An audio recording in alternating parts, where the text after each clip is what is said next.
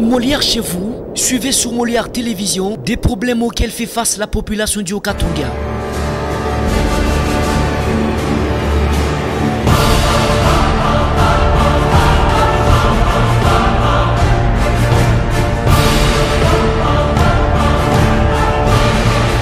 Mouvement des répliques, c'est en ce terme que l'on peut qualifier ce qui s'est produit actuellement à Lubumbashi dans le Haut-Katanga.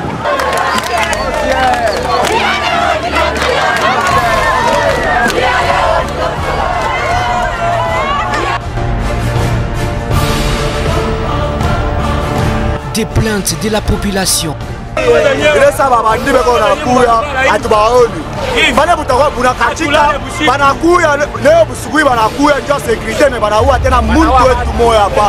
Quand il y a des pleurs.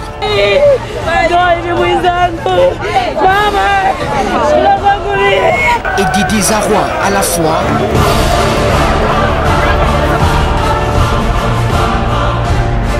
Molière Télévision se rapproche de vous pour des solutions idoines. On peut travailler avec les cadres de base, avec la société civile, pour que nous puissions résoudre les problèmes d'insécurité qui sévissent dans la ville de Lubumbashi. Population du Haut-Katanga, faites vos alertes dans Molière chez vous. Molière chez vous, nous restons plus proches de vous.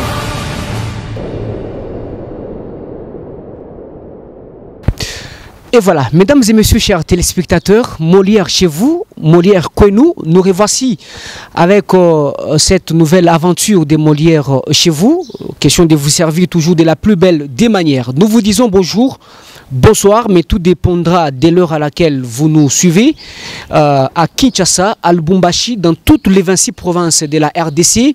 Vous êtes en Afrique, dans le monde entier, en Europe, en Asie, en Océanie, pourquoi pas en Amérique. Nous vous disons bienvenue à ce énième numéro de Molière chez vous, que nous avons bien sûr les plaisirs de vous présenter. Mesdames et messieurs, voici rapidement comment se présentera les menus de cette émission. Nous allons parler de l'impact de la redevance minière. Comme vous le savez très bien, depuis plusieurs mois, les entités territoriales décentralisées perçoivent des taxes sur la redevance minière et ces taxes permettent bien sûr à ces entités de se développer, pourquoi pas de mettre la population au centre de leurs préoccupations. Et comme on l'a toujours dit, les chefs de l'État, le peuple d'abord. Alors avec ces taxes, différentes communes, différentes entités travaillent avec cela. Question bien sûr de développer ces dernières. Alors nous allons essayer au moins de jeter un regard analytique sur l'impact de la redevance minière à Lubumbashi dans le Haut-Katanga. Hein? Nous avons vu, bien sûr, il y a cette commune à Lubumbashi, mais il n'y a que 3 qui perçoivent la redevance minière. Il y a la commune annexe, la commune Kampemba et la commune, bien sûr, de la Roachi. Alors nous allons en parler dans cette émission. Et surtout, gardez votre mal en patience, vous aurez un invité, donc une invitée parce qu'il s'agit d'une femme. Aujourd'hui, nous avons préféré honorer la femme, mais elle n'est pas n'importe qui.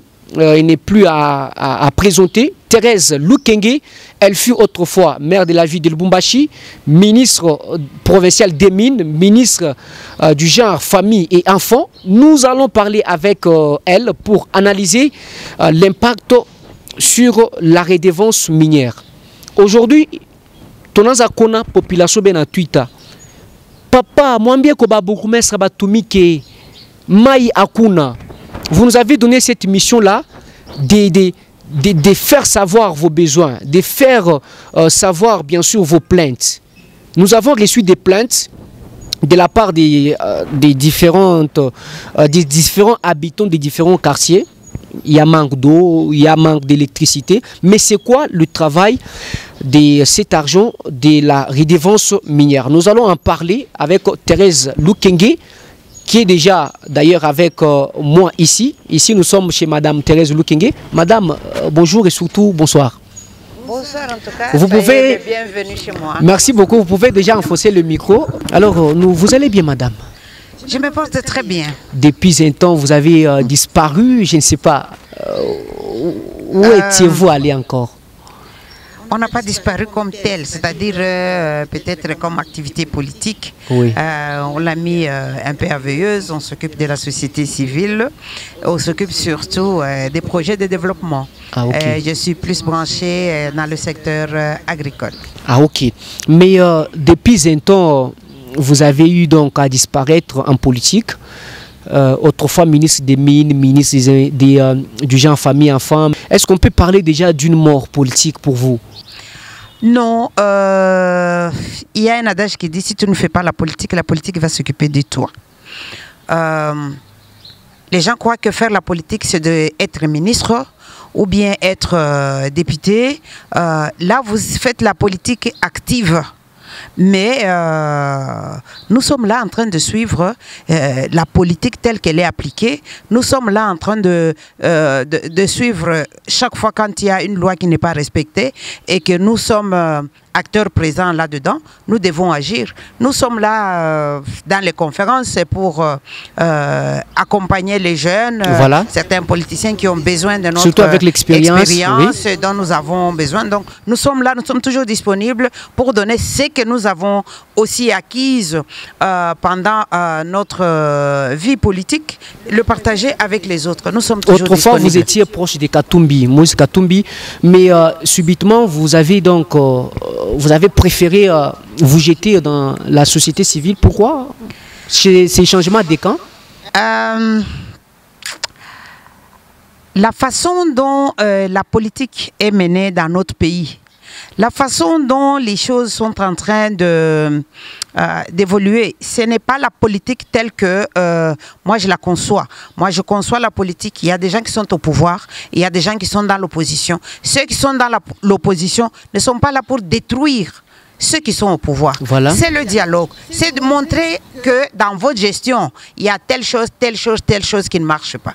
Mais ici, on est arrivé jusque à vouloir la vie des gens, à vouloir détruire une personne physiquement, lui dénier même son identité du pays. Donc, vous vous retrouvez dans une politique qui n'est pas définie dans notre constitution. Nous avons une constitution que nous devons respecter. Et dans la constitution, les droits de tout un chacun sont garantis. Mais nous avons vu que les droits de tout un chacun n'ont pas été garantis. Nous avons tous même été aux élections. Même aux élections, là, nos voix ont été enlevées comme ils voulaient. Alors vous vous demandez l'énergie que vous êtes en train de dépenser, les finances que vous êtes en train de dépenser. À un moment donné, vous dites, pause un peu, je regarde un peu comment les choses évoluent et au temps opportun, on se réengage de nouveau. Hein. C'est mon point de vue. Alors je préfère me fondre dans la société civile, réclamer avec la société civile pour que l'état de droit revienne. Nous avons besoin d'un Congo démocratique. Nous avons besoin d'un Congo où chacun a ses droits, chacun peut réclamer ses droits et chacun peut vivre comme il l'entend. C'est ça la République démocratique du Congo. C'est clair. Mesdames et messieurs, chers téléspectateurs, le numéro est affiché au bas de vos écrans. Molière chez vous, Molière Kwenou. Envoyez-nous vos messages. Nous allons vous lire dans les mondes entiers. Nous recevons Thérèse Loukenge, qui fut ministre des Mines à l'époque de Moïse Katumbi, ministre du genre famille et enfants. Mais je vous convie d'abord de suivre les plaintes de la population avant bien sûr de nous plonger dans les débats. Et surtout que nous avons été appelés par la population du quartier Kasungami. De ce côté-là et quartier Don Bosco, il y a une insécurité que vous n'avez pas l'idée. Bilan de ce énième cas de cambriolage, un décès et plusieurs biens de valeur emportés. Suivez. Grégoire Nyangui, 50 ans révolus, c'est la victime du énième cas de cambriolage de plus de 6 maisons vécu dans la nuit de samedi 25 à dimanche 26 juillet 2020 au quartier Kasungami et Don Bosco dans la commune annexe. C'est vers minuit que tout a commencé. Retentissement des balles, perforation des murs, puis extorsion des biens de valeur et d'argent assortis des meurtres. Papier par-ci, par-là, tout n'a pas voté, tout n'a pas tout insécurité, tout a commencé à partir de 0h25. Mabali nanza courir. Alors il est wakati mabali qu'on a ria pour moi parce que moi tout mon quartier mon basoda partout. Inquiète, la population pointe du doigt accusateur les hommes armés et en uniforme.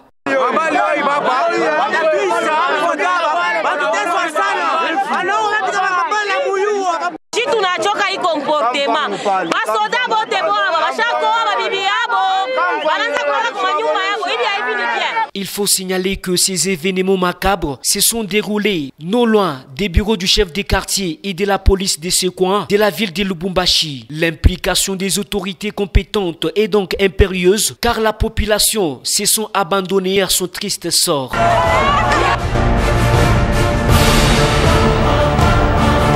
Des plaintes de la population.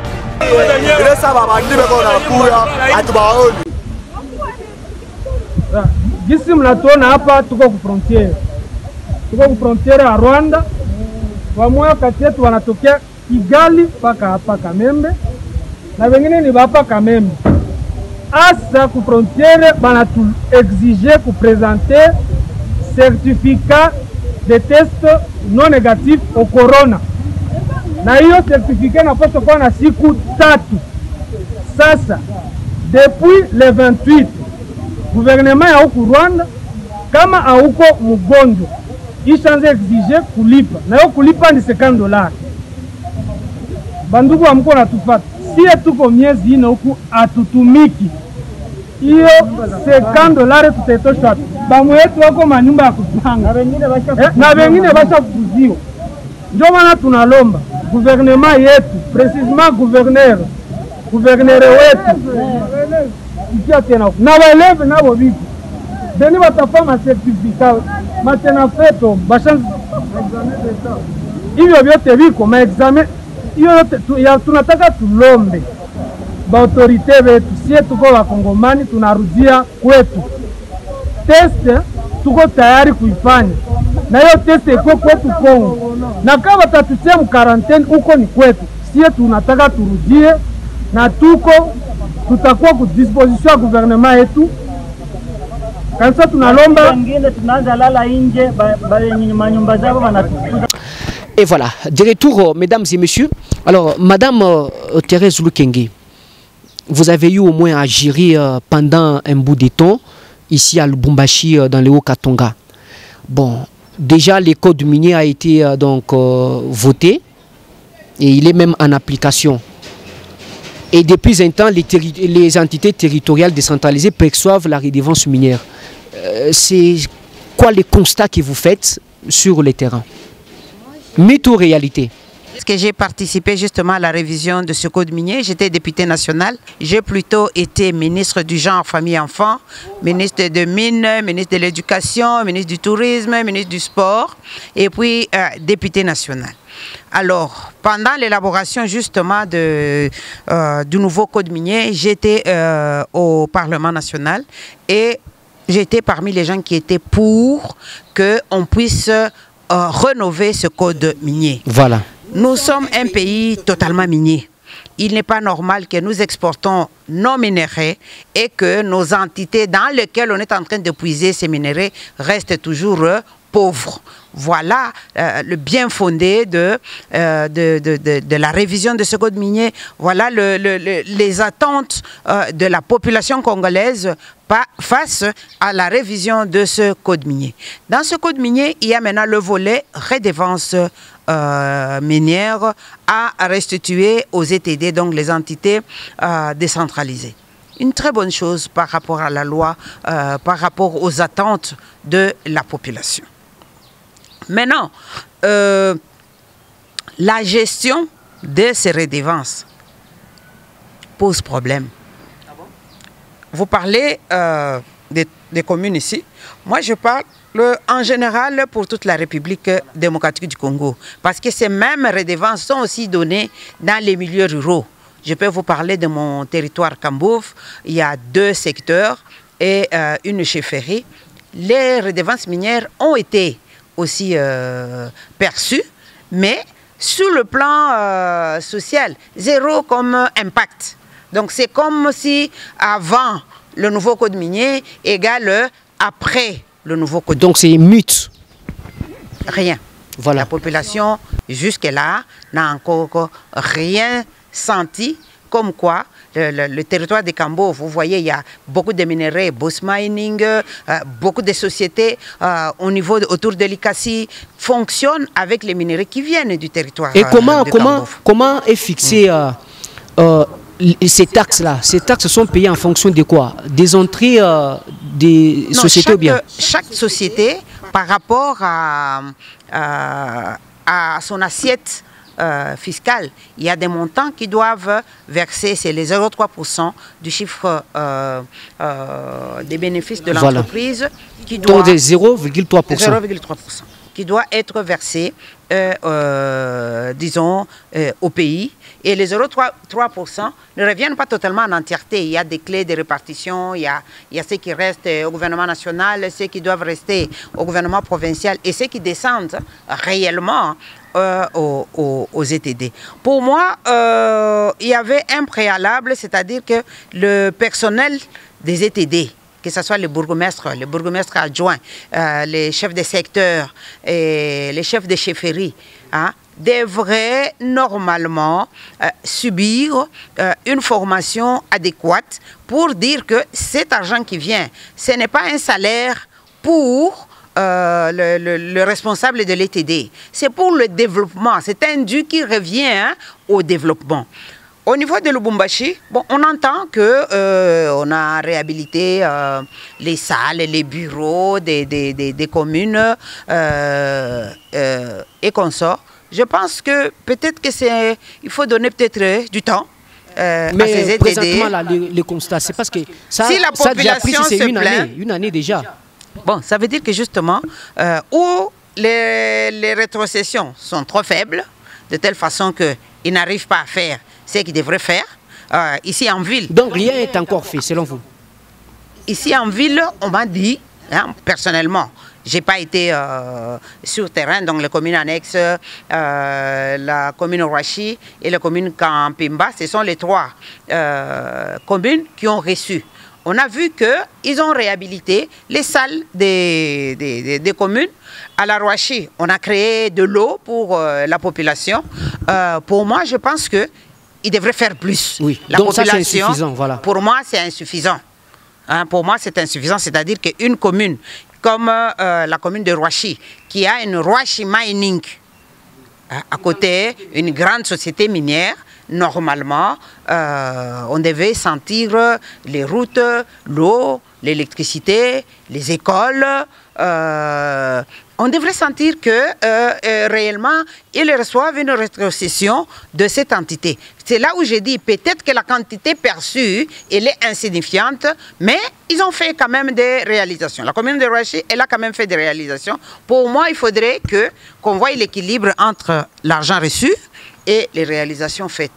Et c'est la même remarque pour les trois, les trois annexes et consorts. Mais pour le territoire, par exemple, de Kambof, jusque-là, les deux secteurs, le secteur de la source du Congo et le secteur de la Lufira, jusque-là, nous ne sentons rien, nous ne voyons rien comme action. Au contraire, on a vu un des chefs de secteur payer un camion, payer une Jeep personnelle, parce que le camion acheté en son nom, ce n'est pas pour la communauté, une Jeep en son nom et non pas pour le secteur. Il peut acheter une Jeep, mais on marque pour le secteur de la source du fleuve Congo, qui lui permet d'aller circuler. Mais quand vous achetez privé, donc ça veut dire que c'est privé. Les autres membres du secteur n'ont pas accès à ce véhicule. Et le camion que vous avez acheté, est-ce que vous êtes assis avec la population pour demander quelle est leur priorité? Parce que c'est ça aussi d'abord. Quand vous êtes bourgmestre, quand vous êtes chef de secteur, vous devez avoir un dialogue avec la population pour savoir quelles sont leurs priorités par rapport à l'affectation de ces finances, pour que vous puissiez voir si c'est dans vos attributions. Parce qu'il y a des attributions qui ne relèvent pas du bourgmestre et qui relèvent peut-être de la mairie. Il y a des attributions peut-être qui relèvent de la province. Donc, peut-être que la population est en train de réclamer des actions qui relèvent soit de la province, soit de la mairie, alors que la commune ne sait pas le faire. Donc, pour moi, il doit y avoir un dialogue avec la population pour que la population puisse avoir un droit de regard sur ces redevances. Les redevances appartiennent à la communauté. Le développement qu'on recherche, c'est la communauté, qu'il n'y ait pas l'insécurité. Par exemple, l'éclairage dans les coins les plus reculés, ces redevances peuvent donner de l'eau. Les centres de santé dans les périphéries doivent pouvoir être éclairés, doivent pouvoir avoir les médicaments et consorts. Donc, pour moi, il doit faire plus. Il y a des équilibres entre l'annonce en disant que les gens ont reçu les redevances minières et la réalité sur le terrain. C'est clair. Mesdames et messieurs, chers téléspectateurs, vous avez suivi. Bino Baboukoumès, travailler pour mettre la population au centre des préoccupations. Et vous aussi, les supérieurs, la hiérarchie, notamment les gouverneurs, trouvez comment rétrocéder les pourcentages consistants pour permettre à ces entités de bien fonctionner. Maintenant, regardez, aujourd'hui, la population souffre, ne sait plus comment jouir, bien sûr, à la bonté même de cette redevance minière. Comme le chef de l'État l'a toujours dit, le peuple d'abord. Alors, chers téléspectateurs, si vous avez vos plaintes, vos alertes, envoyez-nous au numéro affiché au bas de vos écrans. Nous allons donc diffuser ça. Faites savoir vos besoins. Vous êtes dans le monde entier, envoyez-nous. Alors, Madame Thérèse Loukingé, vous avez eu bien sûr à gérer dans cette province. Mais depuis un temps, depuis des fois les départs du régime Katumbi, où vous faisiez bien sûr partie, mais il y a eu l'instabilité du prix de la farine de maïs sur le marché, des 10 000 à 15 000, 15 000, 20 000, jusqu'à même 50 000 francs congolais. Mais vous gérez aussi les secteurs agricoles ici à Lubumbashi. Bon, c'est quoi une bonne politique pour quitter la dépendance alimentaire? C'est question de politique et de priorités. Pour moi, en tant que notable de la province, en tant qu'ancienne ministre du genre, famille et enfants, donc qui connaît les problèmes des familles, l'agriculture dans notre pays n'est pas mise à sa place réelle. Le budget accordé à l'agriculture est insignifiant. Or, aucun pays au monde ne peut se développer avec les gens affamés. Quand vous êtes affamé, donc toute votre journée, vous cherchez comment je vais manger. Alors que quand vous avez mangé, vous allez dire, bon, maintenant, je vais réfléchir à un autre projet de développement. Donc, pendant que les autres sociétés sont en train de réfléchir sur la créativité d'autres activités, nous sommes en train de chercher qu'est-ce que nous allons manger, où est le foufou, et parfois on mange très mal.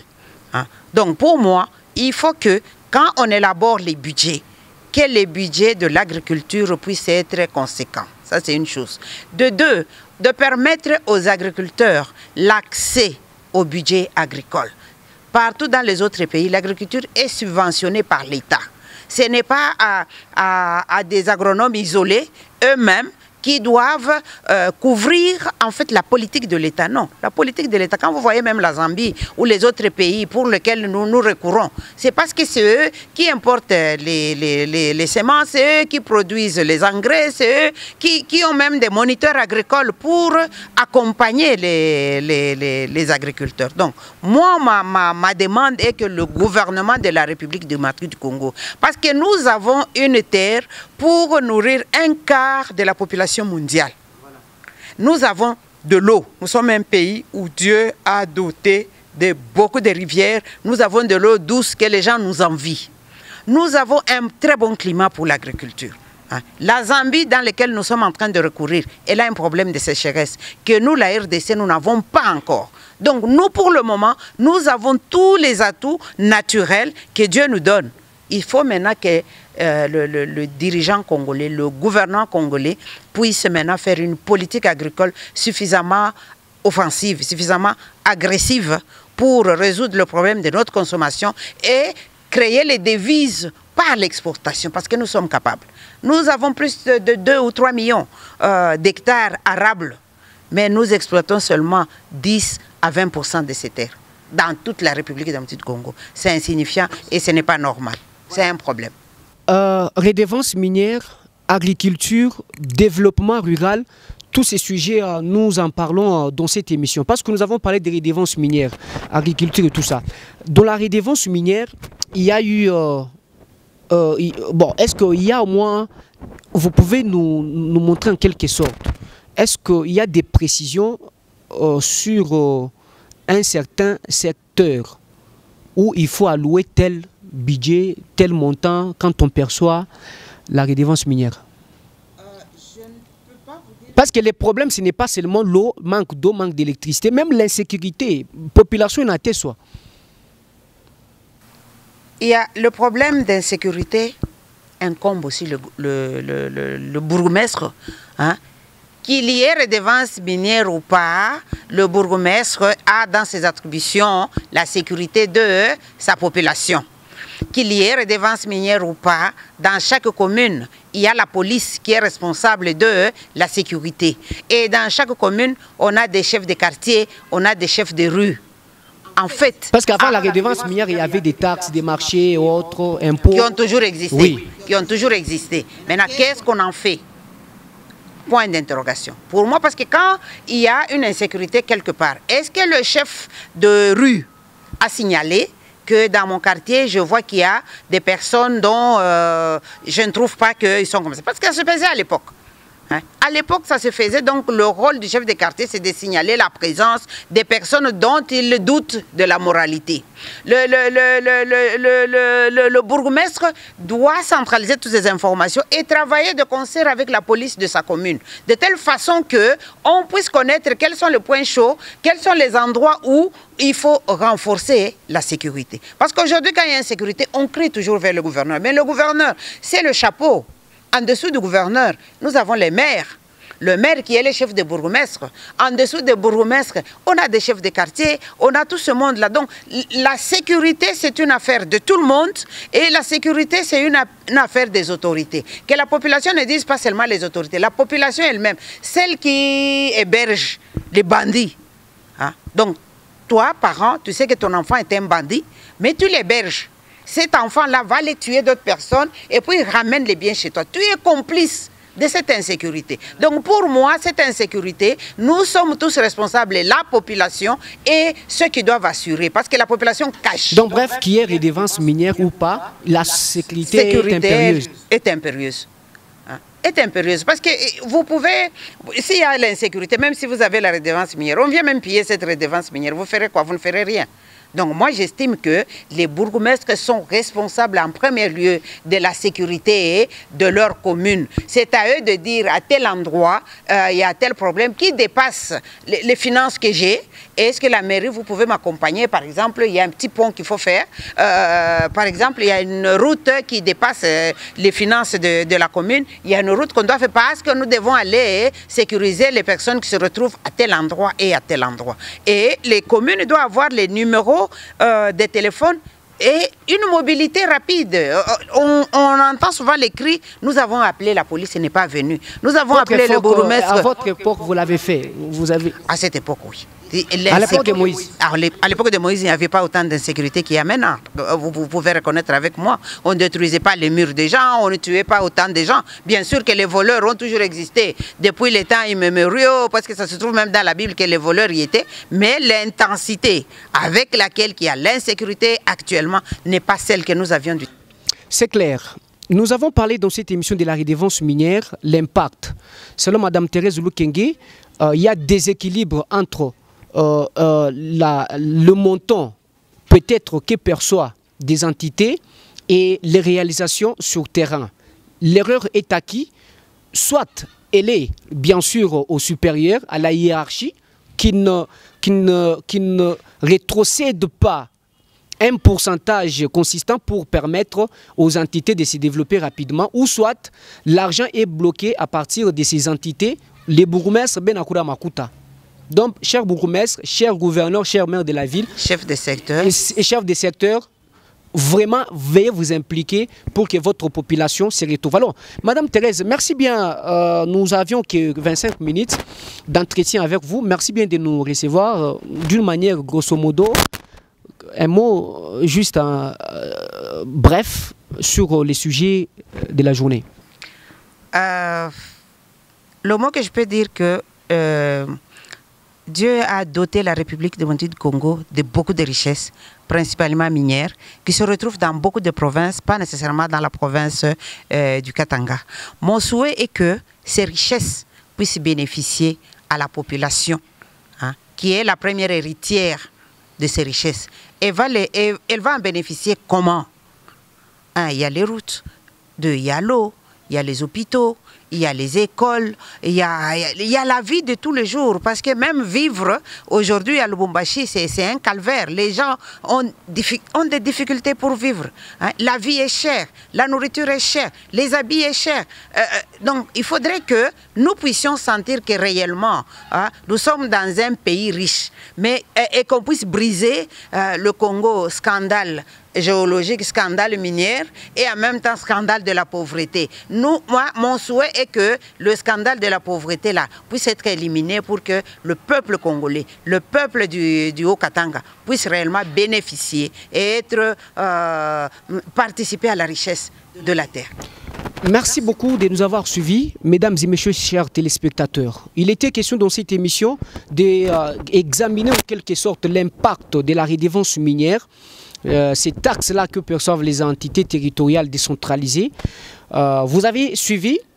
Restez branchés sur Molière Télévision. Merci bien de nous avoir suivis dans le monde entier.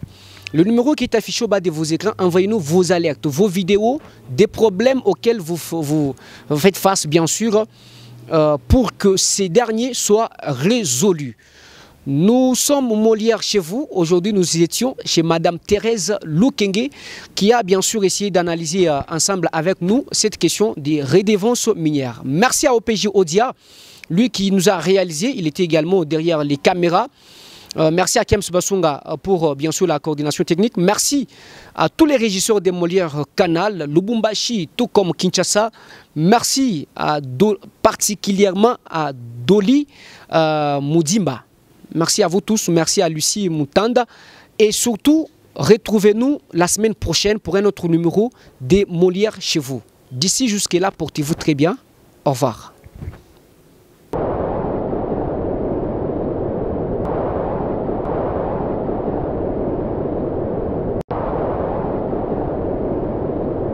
Molière chez vous, suivez sur Molière Télévision des problèmes auxquels fait face la population du Haut-Katanga.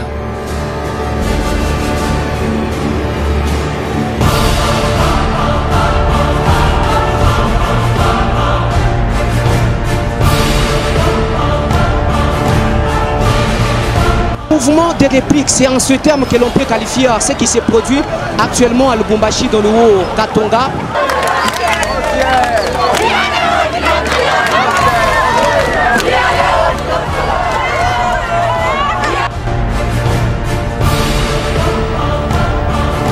Des plaintes de la population.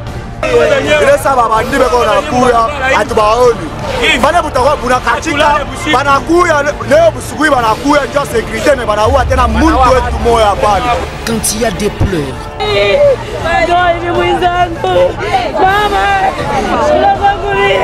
Et des désarrois à la fois.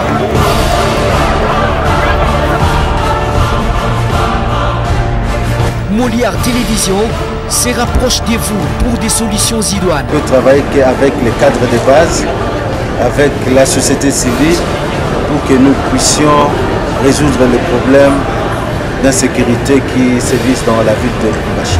Population du Haut-Katanga, faites vos alertes dans Molière chez vous. Molière chez vous, nous restons plus proches de vous.